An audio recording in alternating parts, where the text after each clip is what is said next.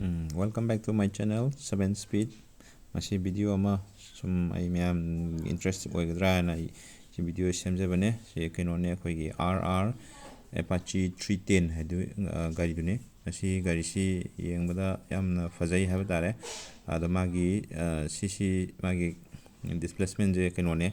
312 kenone ko cc ni ko aduga magi engine gi maximum power na 25.8 PS aduga sport motor na koigi kenone 34 PS ni ko koigi 9700 RPM da aduga maximum kenona torque na koigi 25.4 dagina koigi 27.3 ko maximum torque se newton meter ni ko 7700 RPM da magi si disc brake maning amang loina lei yeng lem phaje adi mai color si ju angang ba si ju yeng bada yamna chana ba haitare sigi sport bike chiga maning gi suspension ju monoshock oiba adiga sticker si makhal si color si amu bu su tongali ko adu sigi mai display je si multi function multitask mayam yaure seida adagi magi front suspension se jo ABS ni ko asina driving mode mayam amada makhal mayam lay driving mode se mari thong na haitare